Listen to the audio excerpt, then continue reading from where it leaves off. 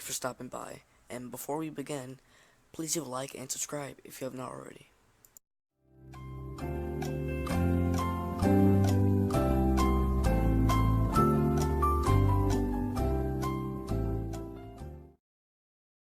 Dear Pop Culture, I'm going to name a very specific and hypothetical situation, and I want everyone's feedback in the comment section below. Tune in to the end of the video for the question of the day.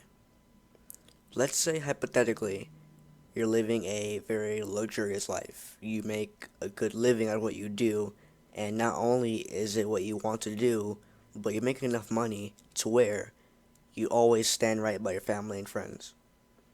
Not just family, friend as well, making sure they're good and have everything they need as well.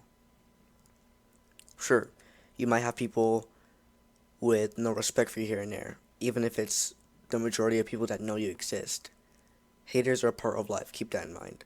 But what if at some point those friends you gave everything to decided to join that side of the table? Imagine that. You're one of those people who can provide and provide and provide. You may have even had times where your friends would try to resist accepting what you can do for them. You insist, like any good friend would. However, they stab you in the back. They put you in a position where instead of generously helping them, they're forcing you to exchange all that luxury in your life, specifically by threatening you with guns. Everything else you've done in your life is irrelevant at this point. All that's going to matter, if this makes it to court, is that these suspects or one's close affiliates, and now they're your enemies that wanted to take everything you have. In this instance, you have the opportunity to report them.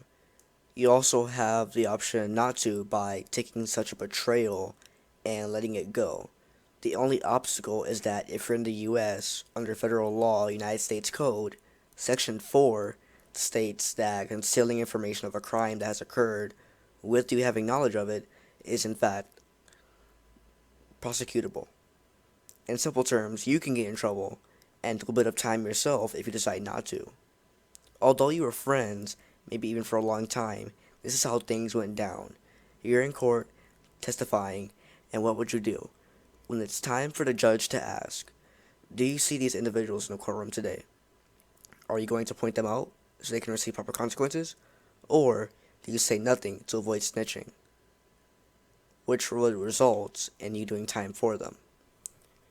Be sure to consider that the communities revolved around the case, what others might have to say, basically opinions in general, and any form of bias are irrelevant.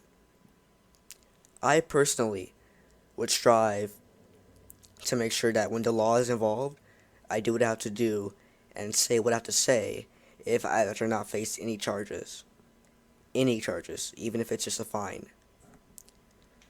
Let me know your thoughts in the comments below. As for the question of the day, feel free to answer this down below as well. Do you think there is a difference between a snitch and a victim? Can someone be both at the same time, or should these labels be treated separately? I look forward to your responses. If you guys enjoyed this video, be sure to leave a like. A link to my Discord server will be in the description. See you guys again next time. Goodbye.